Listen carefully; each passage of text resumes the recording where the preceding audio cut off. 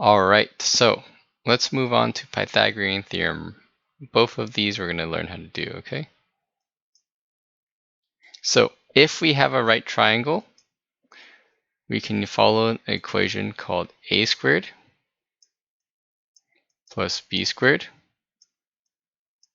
equals c squared, okay? Where a and b, these two, you'll call them the legs. The legs are the two shorter sides of your right triangle, okay? And remember, right triangle is any triangle with a little square there. The legs are connected to it. So on this triangle, let me draw them in.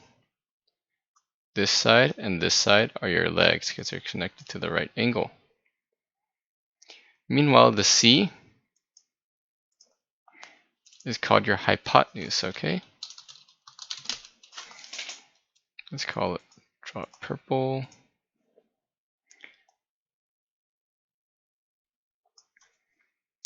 Hypotenuse is your long side, okay? Long side of the triangle, the right triangle. While the legs are your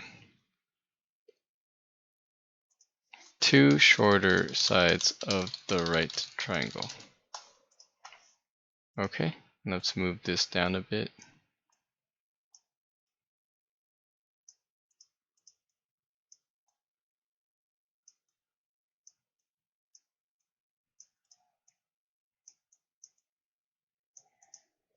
So your A and B are your two shorter sides, the legs.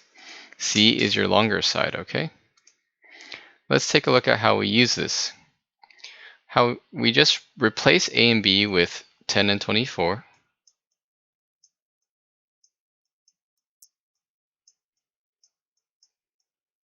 And since we're solving for this side, let's just leave it as C, okay? Next, we square these new numbers. So we do 100 plus 24 squared, and we can use a calculator to help us find it.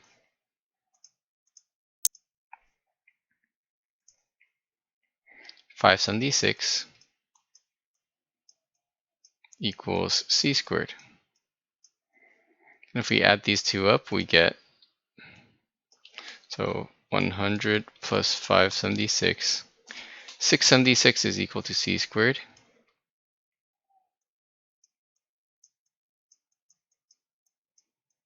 To find C, we have to find the square root. So C will be equal to the square root of 676. This symbol, once again, remember, if this is multiplying by itself, this undoes that. It reverses it.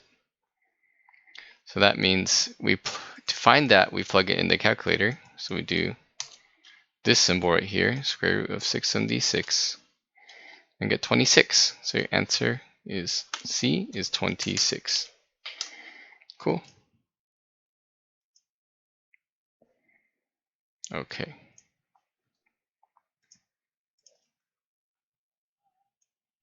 Let's do another problem.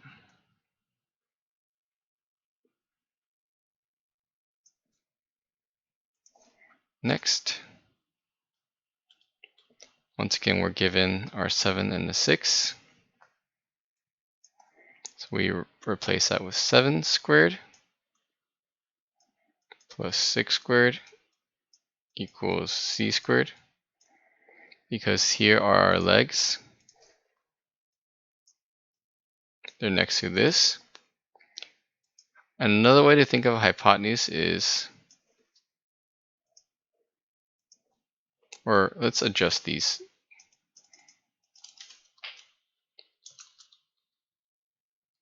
They touch the right angle. Meanwhile, the hypotenuse does not touch the right angle, okay? And we're going to label it C once again. So in our equation, we'd have 49 based on this list plus 36 C squared. So I do 49, oops, is 85. And for my final answer, I take the square root of 85. Let me write it out too. So this is 85 equals c squared.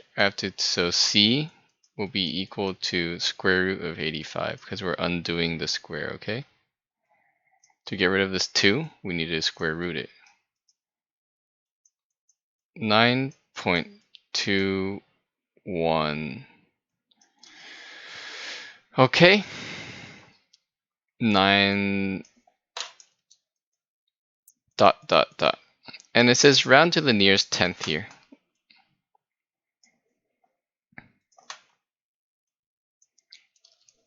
What this means is we want to look at this number right here and how it will affect this one, okay? So if the circled number is greater than 4, then the number next to it goes up. Circled number is less than 5, then the number next to it stays the same. Okay, so we look at the 1, it is less than 5. So that means the 2 stays the same. Our answer is 9.2. So I'm going to plug in our answer, 9.2. There we go. All right. Let's try one more and see how we do, okay? And let's try to find one where we have to round, okay? This one looks good, so let's give it a shot.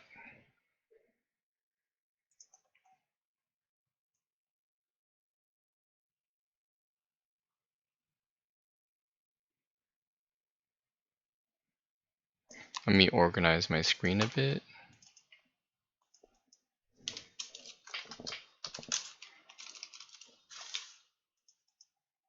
Okay, keep this here. So let's color in our legs again. Here are our legs. They are both connected to this. Here is our hypotenuse. Should be purple. It is the long side. Notice that this time our hypotenuse has a number next to it, which means we're not looking for the hypotenuse, but we're looking for one of the legs. So let's call that B. Okay, and let's fill in the numbers. So A squared plus B squared is equal to 12 squared. 8 squared is 64 plus B squared equals 144. This time we want to get B squared by itself. So let's subtract 64 to get B squared equals 0.880. Okay. You can check with the calculator. 144 minus 64 is 80. Okay. So once again, to get the final answer, we have to square root. So B equals square root of 80. And put square root of 80, 8.94. So I look at this number. 4 is less than 5. So the 9 next to it stays the same. So it's 8.9. If we're 8.95, it would go up and it'd become 9 because 9 goes up to become 10. 10 carries over the 1 and becomes 9. Okay, that's a special case of rounding. Okay, let's see if we can, we'll do one more. This one, once again, we're missing not the hypotenuse, but a leg. So let's draw in the sides. Here's a leg, or here's a leg,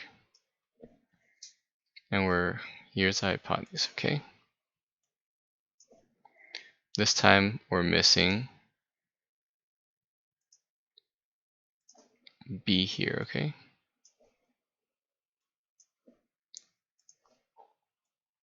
So let me erase a lot of this, all this. And then we get 4 squared plus b squared equals 5 squared.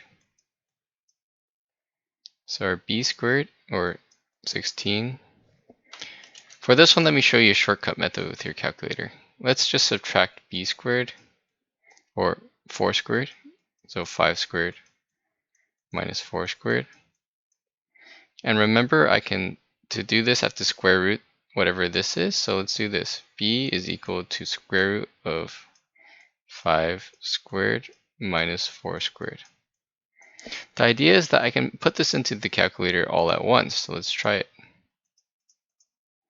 So I do 5 squared minus 4 squared.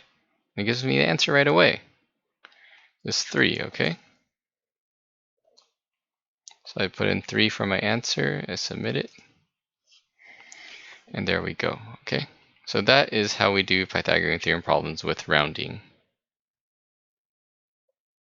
Stay tuned for the next one where we do it without rounding, okay?